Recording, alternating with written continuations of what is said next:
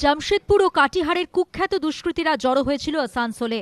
খবর পেয়ে গাড়ি নিয়ে সেখানে পৌঁছে গিয়েছিলেন আসানসোল দক্ষিণ থানার সাব ইন্সপেক্টর। কিন্তু পুলিশ দেখে এলোপাথারি গুলি চালায় দুষ্কৃতীরা। দুষ্কৃতী ধরতে গিয়ে গুলিবিদ্ধ হন সাব ইন্সপেক্টরই।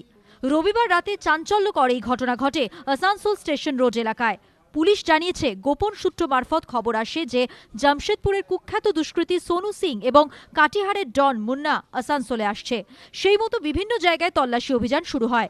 রাতে আসানসোল স্টেশন রোড এলাকায় টহল দিচ্ছিলেন আসানসোল দক্ষিণ থানার সাব ইন্সপেক্টর সন্দীপ পাল। তাঁর দাবি, গভীর রাতে ১৩ নম্বর মোড় এলাকায় তিনজনকে অটোয় চড়ে ঘুরতে দেখে তাঁর সন্দেহ হয়। অটোটিকে দাঁড় করিয়ে তিনি জিজ্ঞাসাবাদ করতে যান। তখনই অটোয় বসা আরোহীরা এসআইকে লক্ষ্য করে গুলি চালান বলে অভিযোগ। এসআই সন্দীপ পালের পিঠে গুলি লাগে। এখন পুলিশের কাছে একমাত্র উপায় হচ্ছে এই সিসিটিভি ফুটেজ সংগ্রহ করা, এবং যেটা পুলিশের সূত্রে জানা যাচ্ছে যে জামশেদপুরে যে দুষ্কৃতকারী দল ঢুকেছে তারা কিন্তু একটা বড় ধরনের ঘটনা ঘটাবার চক্রান্ত চালিয়েই এখানে এসেছিল। এখনো পর্যন্ত পুলিশ তাদের খোঁজে তল্লাশি শুরু করেছে। গুলিবিদ্ধ সাব ইন্সপেক্টর সন্দীপ পালকে হাসপাতালে ভর্তি করা হয়েছে। অস্ত্রোপচার করে তাঁর শরীর থেকে গুলি বের করা হয়েছে।